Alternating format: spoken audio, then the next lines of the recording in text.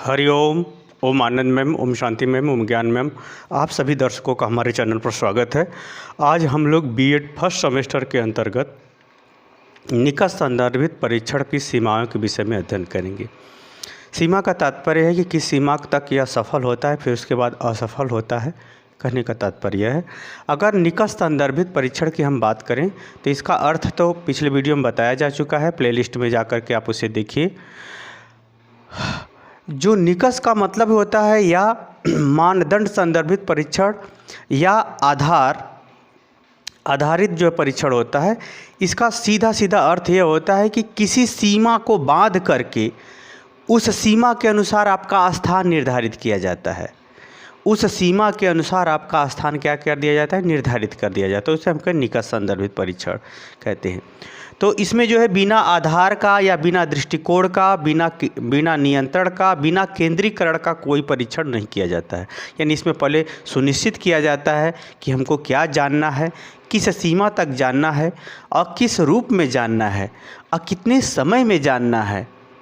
ये सब पूरी उसकी प्रोसेस प्रक्रिया निर्धारित कर दी जाती है। फिर उसके अनुसार आपका जो है वो प्रश्न पूछा जाता है, आप उत्तर देते हैं या आपसे लिखित जवाब लिया जाता है। आपसे लिखित जवाब लिया जाता है या उस प्रश्न का उत्तर मांगा जाता है या अनुसूची भरवाई जाती है। तो ऐसे जो परीक्षण होते हैं उसे हम कहते हैं मानदंड संदर्भित परीक्षण। जैसे अगर हम ये कहें साधारण ढंग से कि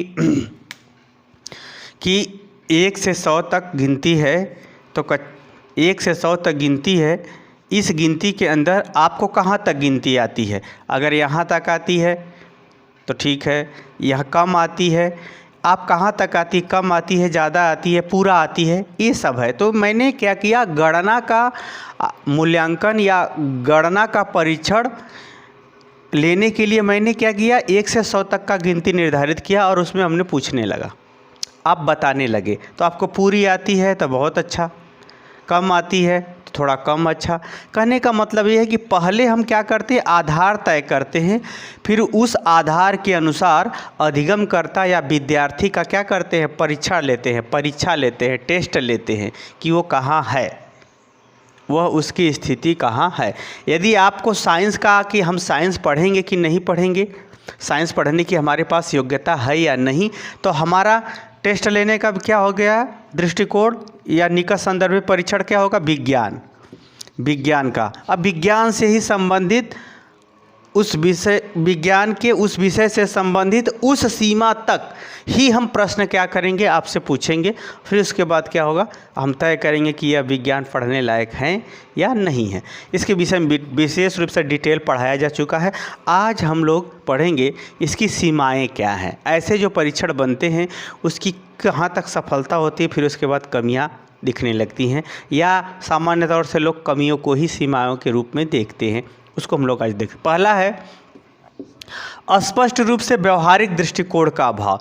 इसमें जो प्रश्न बनाए जाते हैं उसमें का जो प्रश्न का जो उत्तर होता है एकदम सॉलिड होता है। जैसे बहुविकल्पी वाला आप लोग प्रश्न का हल करते हो परीक्षा में, तो इसमें का जो प्रश्न होता है उसका उत्तर क्या होता है, एकदम सॉलिड होता है। वो क्या होता है, एकदम सॉलिड वही होगा, दूसरा उसमें का विकल्प नहीं होगा, सिर्फ एक ही विकल्प सही होगा। ऐसा इसमें प्रश्न होता है। तो इसमें जो है उस विषय के व्यवहारिक पहलू को बालक कितना समझता है, क्योंकि व्यवहारिक पहलू से प्रश्न किए जाएंगे तो कई उत्तर मिलना शुरू होते हैं, या ऐसे कहिए कि उसके लिए विकल्प बनाना कठिन हो जाता है। तो ऐसे इस परीक्षण के अंतर्गत ऐसे प्रश्नों को शामिल नहीं किया जाता जो विवाद का घर हो या विकल्पों के आधार पर विवाद बने। ऐसे प्रश्नों को इसमें शामिल नहीं किया जाता। इसलिए इस प्रकार के परीक्षण में जो है स्पष्ट रूप से व्यवहारिक दृष्टिकोण अधिगमकर्ता के विषय में नहीं जाना जा सकता है या नहीं जानने में अत्यंत कठिनाइयाँ आती हैं। तो इसका अभाव होता है, यह इसकी जो है सीमाएं हैं या कमियां हैं कह सकते हैं। दूसरा देखें, सभी आयु समूहों का न होना। इसमें ये जो परीक्षण बनता है, ऐसा नहीं कि अगर हम रुचि पर आधारित हमने परीक्षण बना दिया, रुचि से रिलेटेड सारी बातें हमने उसमें पूछा तो निकष हो गया। तो रुचि वाली जो बात है हर स्तर पर समान होगी, सबके लिए वो टेस्ट समान काम करेगा, ऐसा नहीं होता। वही बाल्यावस्था में देखा जाए तो रुचि और होती है, किशोरावस्था में देखा जाए तो रुचि और होती है, युवावस्था में देखा जाए तो रुचि और होती है, प्रौढ़ावस्था में देखा जाए तो रुचि और होती है, और वृद्धावस्था में देखा जाए तो रुचि और होती है। अब कोई ऐसा नहीं है कि इसमें कुछ ऐसे टेस्ट नहीं बने हैं कि जो बना दिया जाए तो हर आयु वर्ग में वो काम करे, समान उत्तर दे, ऐसा नहीं होता है। बाल्यावस्था में उसी टेस्ट को बालक देगा तो दूसरा उसका उत्तर आएगा, और वही बालक अगर युवावस्था में देगा तो उसका कुछ और उत्तर आएगा। तो जहाँ पर परीक्षण की एक ही व्यक्ति के लिए आयु समूहों पर अलग अलग मूल्यांकन दिखने लगता है, समान मूल्यांकन या समान परिणाम नहीं मिलते, यह भी इसकी कमियां पाई जाती है। तीसरा देखें, संस्कृति प्रभाव के अनुसार परिवर्तन। ये जो परीक्षण होते हैं, जो बनाए जाते हैं, ये सामान्यतः किस पर आधारित होते हैं? या तो विषय के ज्ञान पर आधारित होते हैं, या व्यक्तिगत रूप से व्यवहार पर आधारित होते हैं, या व्यक्तिगत रूप से किसी व्यक्ति के व्यवहार से संबंधित ज़्यादा बनाए जाते हैं, या उसकी योग्यता क्षमता को आधार पर व्यवहारिक योग्यता क्षमता को ध्यान में रख करके ज़्यादा बनाए जाते हैं या होते हैं। तो होता क्या है कि संस्कृतियों का इसमें ज़्यादा प्रभाव पड़ता है, बहुत ज़्यादा संस्कृतियों पर प्रभाव पड़ता है।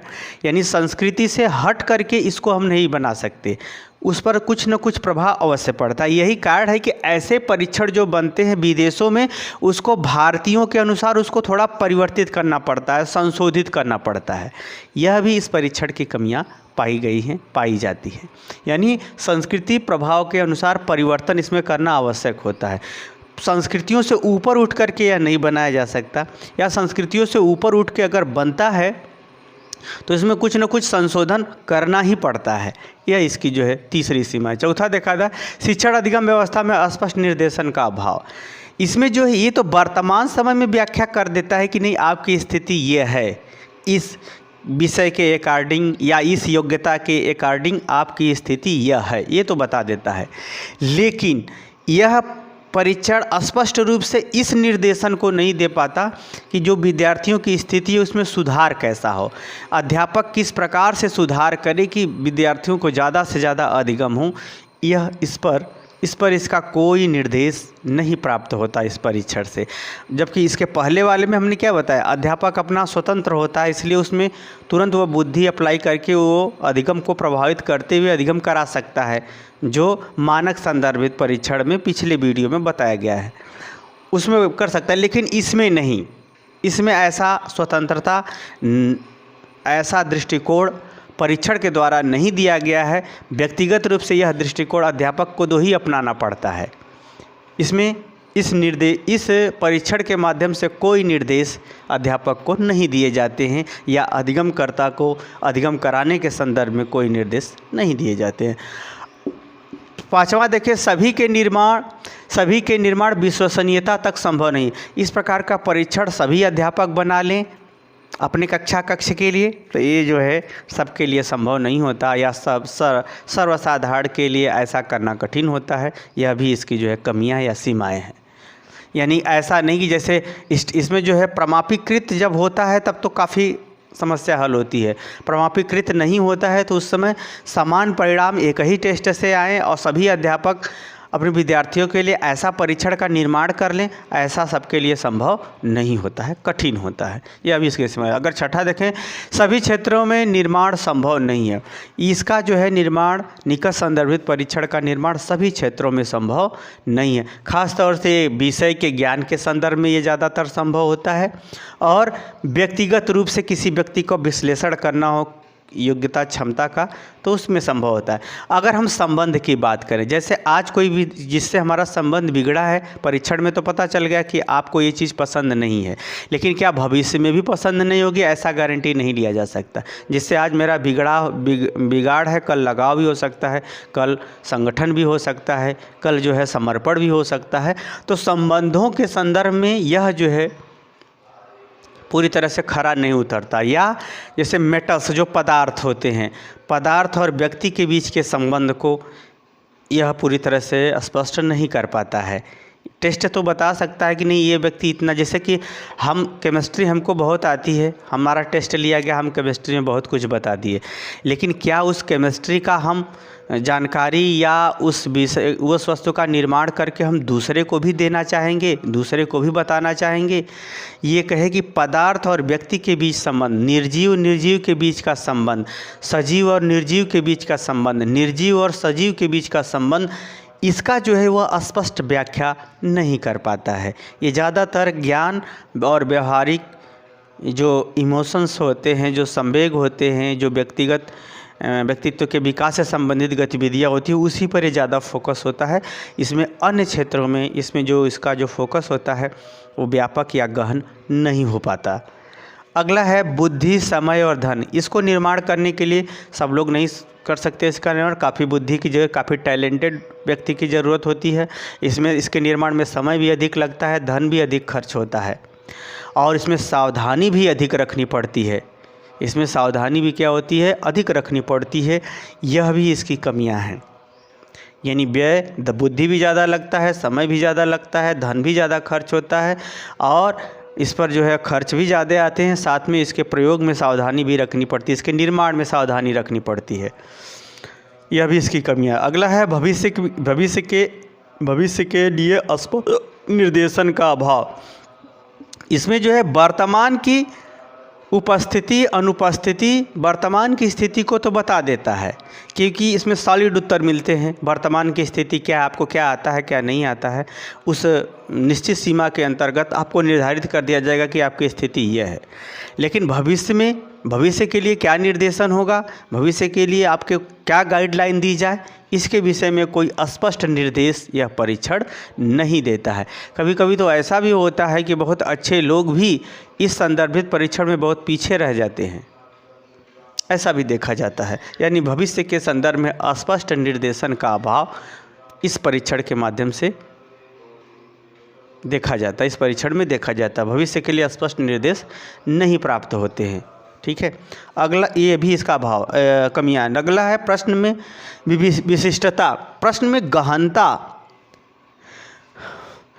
प्रश्न में जो है गहनता, डीपली प्रश्न पूछे जाते हैं इसमें किसी विषय के विषय में, क्योंकि निश्चित हो गया है क्षेत्र, सीमा निश्चित हो गई है, एक ही विषय है, 12 तक प्रश्न उसमें पूछना है, कक्षा 12 तक। तो उस 12 तक के सूक्ष्म बातों को तो हम उसमें ऑब्जेक्टिव के रूप में पूछ लेते हैं, लेकिन उस सूक्ष्म बातों का प्रभाव कहाँ तक पड़ता है, उसकी व्यापकता कहाँ तक है, कहाँ तक उसका संबंध है, उसका इस परीक्षण के अंतर्गत जानकारी नहीं हो पाती। यानी व्यापकता का इसमें क्या होता है, अभाव होता है। विशिष्टता तो होती है, गहनता तो होती है, लेकिन व्यापकता, जैसे कोई बात है आपको जानकारी में है, वो अच्छी बात है, लेकिन उस बात का प्रभाव समाज पे क्या पड़ेगा, इसका आपको कोई अनुमान या अंदाज़ा नहीं है। तो ऐसा जो है कमी इस परीक्षण के अंतर्गत देखी जाती है। गहनता तो है, विशिष्टता तो है, लेकिन व्यापकता का इसमें मूल्यांकन नहीं हो पाता, क्योंकि जैसे ही व्यापकता करेंगे वैसे ही अधिगमकर्ता को हमें स्वतंत्र करना पड़ेगा, और अधिगमकर्ता यहाँ स्वतंत्र नहीं है, क्योंकि उसकी समय सीमा बंधी हुई कि इस सीमा के अंदर इतने प्रश्नों का उत्तर दे देना है। अगला है अधिगमकर्ता की पूर्ण अभिव्यक्ति का अभाव।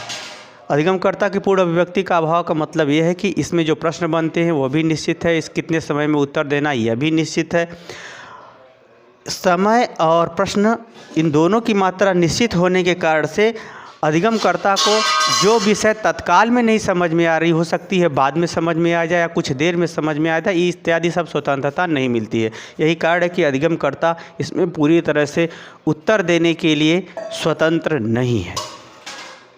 इस प्रकार से इस निकट संदर्भित परीक्षण के संदर्भ में मैंने आपको ये महत्वपूर्ण सीमाएं या इसके कमियों को बताने का प्रयास किया है। अगर यदि मेरी बात समझ में आ गई हो तो मेरे चैनल को ज़्यादा से ज़्यादा शेयर करो, लाइक करो, सब्सक्राइब करो। आज के लिए इतना ही। हरिओम।